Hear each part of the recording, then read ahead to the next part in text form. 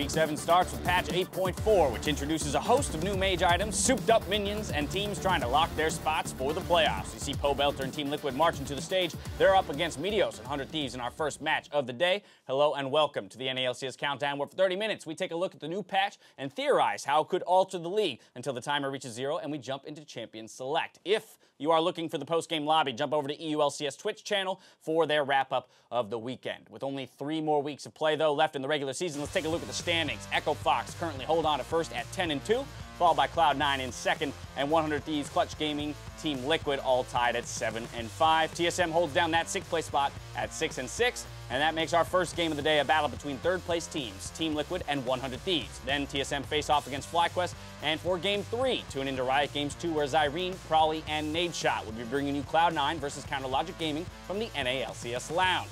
Looking at that first match, though, Crawley talks about the team's recent success and how they're going to fare on the new patch. I think this is pretty normal growth for a good team. There's no way to just be improving from like day one. There's going to be dips and kind of like focus and like direction, I guess. So we've gotten through that. So now that there's a new patch, hopefully our direction is enough to take us through this game. I never feel ready when a new patch is out. I think it's going to take at least like 2 weeks to kind of learn a patch. So us being the first game in NA to show this new patch, definitely worried, because I think there's a lot of people that will be wrong this weekend, and next weekend everyone's going to look back at pick ban going like, what were we thinking back then? So we're trying to avoid that today, but there's no guarantees. I mean, what he's saying there kind of echoes their trajectory through this spring split, right? A hot start, then they kind of took a dip, and here they are on the rise again. And so tracking their improvement has been difficult, and then you throw in a new patch like this. Yeah. I mean, I slightly agree with what he's saying. Like, ups and downs are normal throughout the course of the season. You shouldn't overreact. But I think they took a bigger dip than a lot of people were expecting, and other teams in the league haven't matched that dip either. I mean, like, you look at C9, Echo Fox, even Team Liquid to an extent, haven't felt like they've hit that bottom out, because they were 4-1 at one point. Then they go to 5-5 after dropping a ton in a row. They win 2 last weekend, which looks great, but it seems like it's mostly off the back of Afromu's playmaking. Yeah, and I do love the honesty out of Crawley in that interview, how a lot of people will be wrong, and he's not super confident that he's like, yeah, we figured it all out in 4 days. We did it. I think NA at least has a little bit of an edge, so to speak, where they have their academy teams that hopefully they're working pretty closely with, who've already been able to play 2 games, as well as the European LCS finishing up their week pretty much as we're starting this show. So that'll be interesting to see how the rest of the team adapts. As you know, after losing 4 in a row, they have won 3 in a row and look to be on an upswing. So if we take a look at that upswing, a lot of it comes off the back end, some incredible play from Afromu in particular. And that's the thing that we want to see the rest of the team come together around. You're not always going to get Blitzcrank into a pick, or a siege comp, excuse me, and get tons of pick-offs. His Thresh game was just, it wasn't even like a great pick necessarily in terms of what they were playing against, but he just nailed everybody with it. And then here's those replays. You see people flashing out of the way and letting their teammates get hooked. Not really a great hook at the end, too. Oh, yeah. He tried one earlier that didn't go as well, but that's all that matters when he lands the hook to win the game. Like, that was his best week he's had in a really long time. And if they need that to go 2-0 in a week, they're not going to do it very often, but the team did look a lot better last week. Right, and it's interesting. We look at a 7-500 Thieves, and we call them streaky to some degree. Yeah. We have to recognize their opponent, Team Liquid, is sitting at the same record, although, you know, not necessarily stringing together as many wins and losses. Yeah. All right, 100 Thieves is streaky. Team Liquid is hot and cold. Okay. Yeah, with slightly different definitions in this one. Well, it's just because their ups and downs seem to be a lot more rapid or unpredictable even as far as when they are good versus when they aren't good. And specifically last week, they definitely had some misfires. I think coordination between Pobelter and Impact. They tried to do the Gamil, Galliot combo. Accidentally coined it there. And they were not playing well together when they did that. Traditionally, they have been a team that wins through laning strength. So this could be the patch to get back to that, as that's some of our early reads on how we think it's going to shake out. Yeah, it's definitely the case where Team Liquid has these really high highs and low lows, and they're really inconsistent. If you look at just like the greens and reds on these papers, it's just like so broken up, whereas 100 Thieves has big chunks of red, big chunks of green, and then their highs are not quite as like, oh my god, they won the game in 10 minutes, like this is insane. Right, and of course it was already kind of touched on by Crawley, but one of the biggest factors for these teams and how they perform is going to be their adaptation to this patch 8.4. Tons of stuff coming through. Yeah, and it was about a 20-page patch there if you're reading the patch notes online. We tried to condense it to a graphic. Into one picture. This is all that you're going to be paying attention to. There's a lot of changes, though. Yeah, mid lane items, jungler no longer has as many wards, and the hotness, especially yesterday and in Academy, was Banner of Command being used on Baroned up siege minions, because they essentially do about 3.5 times as much damage as they were doing on the last patch when they have these buffs applied to them. It means it kills a turret in 8 hits if nothing else is hitting the turret. And this led to this kind of mini game that happens where one team wants to protect it, one team wants to get rid of it, but you have to get close enough to do that. So some people are running minion dematerializers as a counter to it, but there's a whole kind of almost like meta game between when do you use your you gotta hold it until they get the Baron and a banner in order to do that. So, and if you're winning, you'll never use them. And then it's gone. You have to get close enough to do it too. So you kind of need to pressure them off turrets. Here you see no one's able to really get close enough until they finally get one, but now there's a second one. So there's this whole kind of weird late game meta game evolving around dematerializers and those Banner Command minions. Look, we wanted to see some changes in the game, in the way the game is being played. We're definitely seeing some changes in the way the game's being played. Let's play a little over-under on this one. Because of the introduction of Banner with the Baron, it has risen to popularity, rather, in a lot of the other regions already, averaging, I think, about 16 in the first day of games for those LCS regions.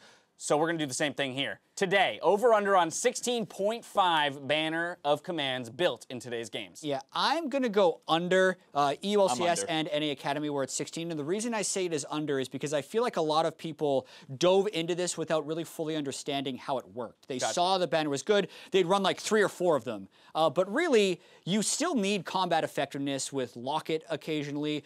If the other team is going to hold on to their minion dematerializers, you're probably going to be less incentivized to stack banners, so to speak.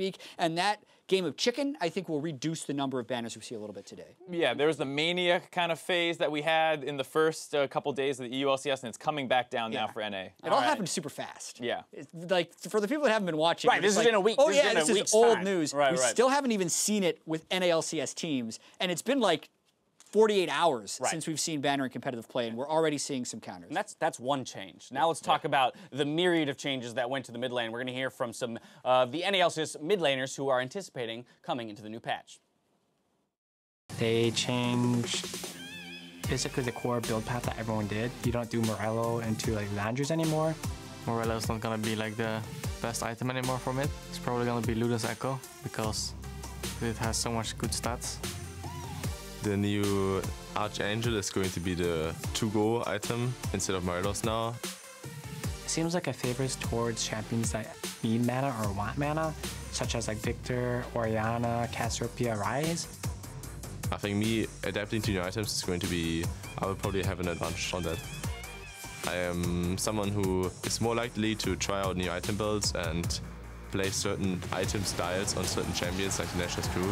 A pentakill for Power of Evil! Maybe we will see on like Talia going like the new Lost chapter, and then we could possibly rush the Spooky Ghost. Or maybe on Syndra, rush Ludens, rush Spellbinder, and then you press Spellbinder ultimate and you just destroy him. The AD carry, of course, only the AD carry. Few thoughts from the pros, but with all of these changes, a lot's up in the air. Where do you guys land on what might change within that mid lane meta? There's a lot going on because so much is in flux. We don't know if we're going to go for a super tank meta with tons of Banner of Commands or a really early game focus, and so it's not quite clear where the mage stuff is going to land, but there are a couple key items that are emerging. If the tanks become more popular, you're going to see a lot of these people who use Leandries now is completely focused on being a tank burning item. It ramps up damage when you're closer. That combined with the Abyssal Mask and some of these other items that have a fair amount of HP and AP built into them or have defensive utility makes me think that there's a possibility we see a lot of these kind of shorter range mages crop up. Cassio, Ryze, Galio, anything that can abuse this. Vladimir could potentially be seen. There's so many different choices now for them to make use of these items. Yeah, and I think specifically the Archangel staff users that turns into Seraph's Embrace are the biggest winners. I know Ryze in particular, just because it was already part of his build, went up about 5% in win rate on solo queue, and he was already a fairly banned champion in the NALCS. I think that works for Kassadin as well as Cassiopeia, as some of those pros we're talking about. All right, but perhaps most importantly would be the nerfs coming through to our favorite and/or actually least favorite mid lane champion. Zoe to get nerfed. In Zoe. Yes. So earlier, what we did is we created a visual representation of the 8.4 nerfs. Mark represents the balanced team, and the box, as you can see, quite clearly represents Zoe.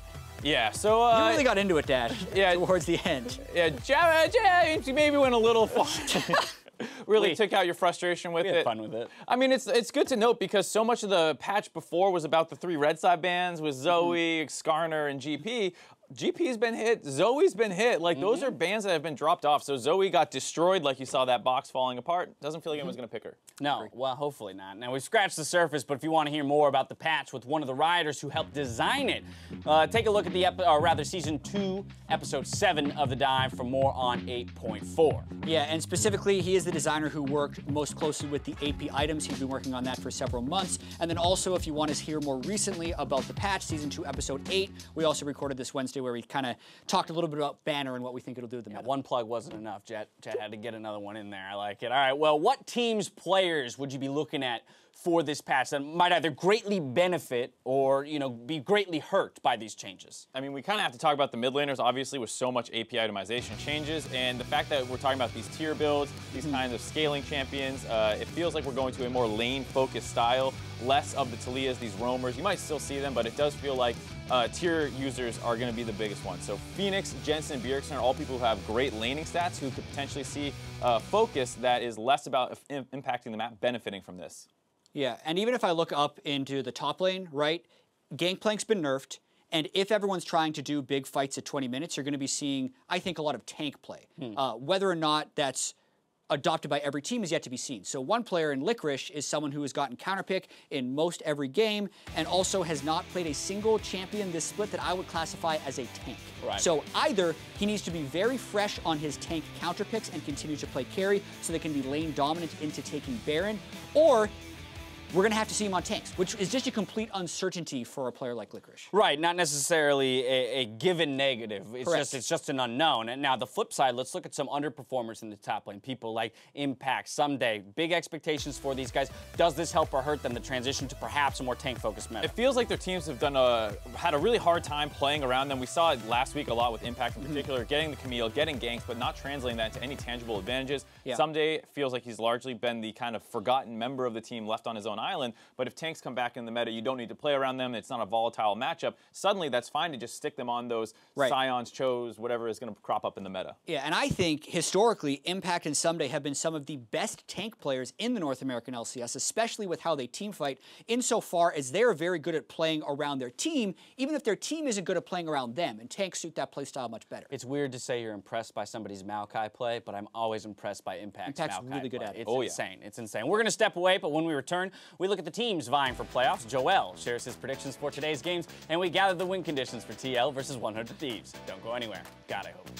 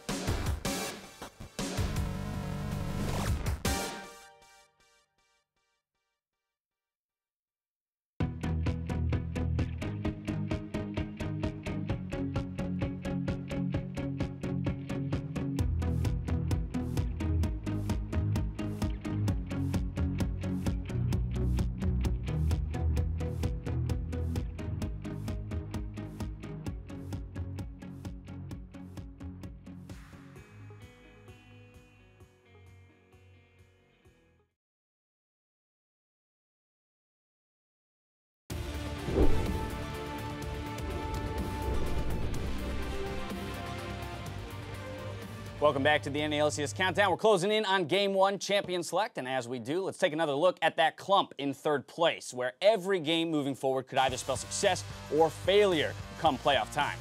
And Team Liquid is one of the first teams we'll get to see here today, and I gotta say they're one of the teams I'm kind of optimistic for. Okay. I think that they have been experimenting a lot on play styles, and hopefully they start realizing what's working and what's not.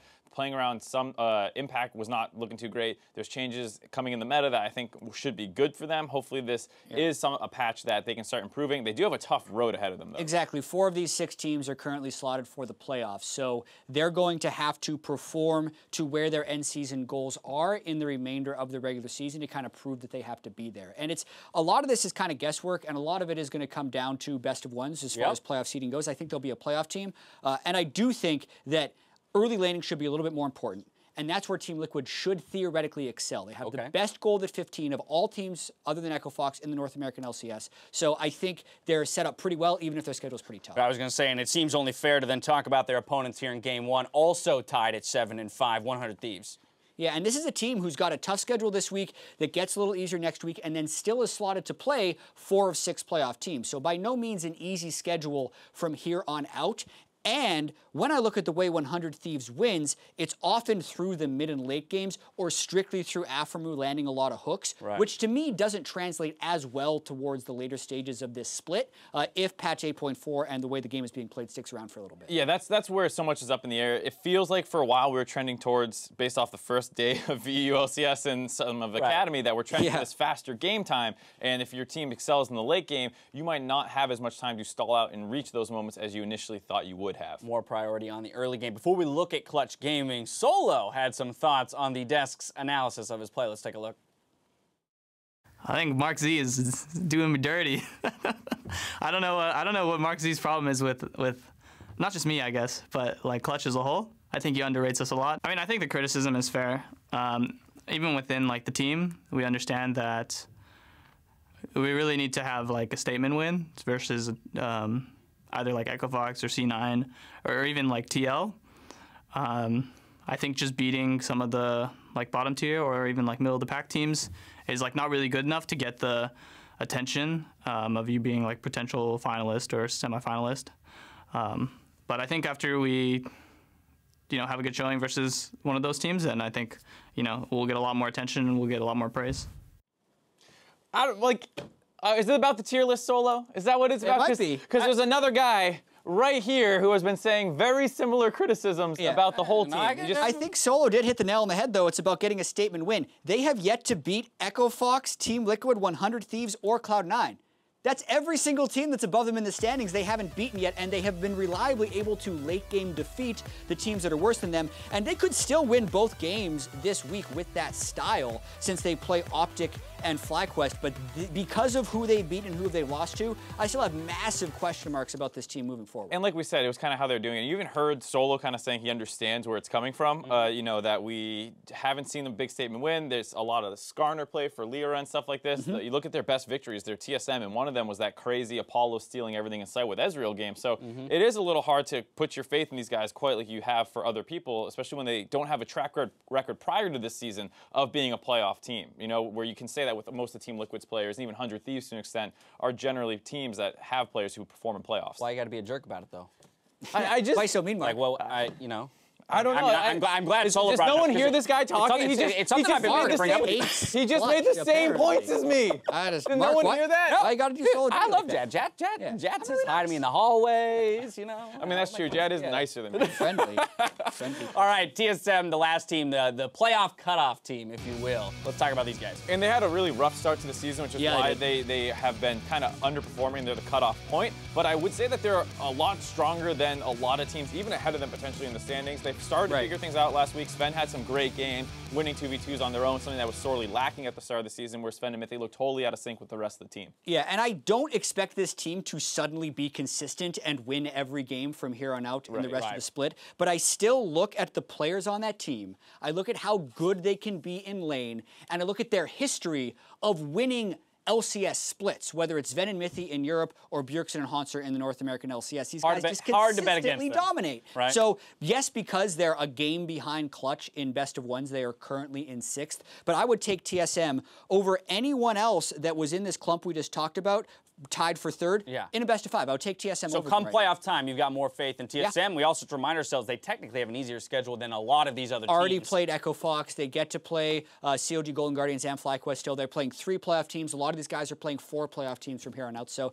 I think things are looking up for TSM. Yeah, absolutely. What about the teams below TSM? Is there any chance, any glimmer of hope for these squads to make that run towards the playoffs? And if so, who are we looking at? It's a very faint light, that glimmer. Okay. For me, it'd probably be FlyQuest. They are a team that feels like they have... Well, they play today, so that's a big one. Yeah, so they're going to need to win today to have that hope at all, really. Right. And they have not had their whole roster the entire time. They're switching out supports. They're waiting on the visa for Fly. They finally have their play style together. And it feels like this patch comes at a bad time where it's like Flame was playing GP Gnar all the time, and they had Fly on roamers to influence side lanes, and Turtle can play aggressive. Right. And now there's a big question mark of how they adapt on 8.4, but just based off how they looked previously, I did think this team had a chance. Pending adaptation. That's one of our 4-8 teams. What about the other one, Optic Gaming? Yeah, Optic's the other team at 4-8. I think it's less likely, and that's just kind of based on the math, right? If FlyQuest beats TSM, not only do they move within 1 game, they'd also hold the head-to-head.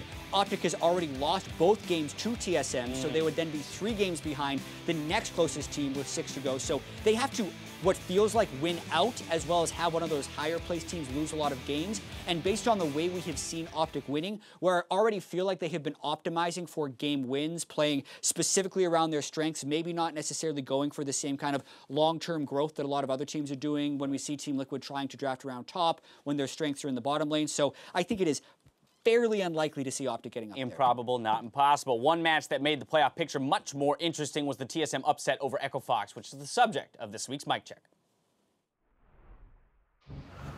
Have you reached Path of Nirvana? After you dumpster Dordock, you're gonna say, yeah, I think I reached Path of Nirvana today. Doom, doo, doo, doom. He's pacing, so he's shaking. He's nervous. So, jungle carry? Actually, yeah. If none of the lanes can carry, then jungle has to carry. I'm gonna stand still on stage so I don't look nervous at all. Are you nervous, bro? Perfectly still. No, I'm chill. I'm good. I'm always nervous when I play versus what's called TSM, but that's just because I want to win more. I'll just be in my jungle getting a level lead. And then later, level lead, I carry. And jungler is 202. Guys, I'm up on level. Then see you in teamfights. See you in teamfights. Yeah. All right, guys, I have a lot of pressure, but I have no winning lanes, so see you in teamfights. Nice. He's dead. Kha'Zix here, Kha'Zix here, Kha'Zix here. He's dead. Nice. Oh yeah, baby. Hell yeah. Here. Nice.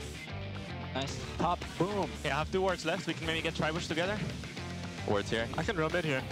Yeah, let's look here.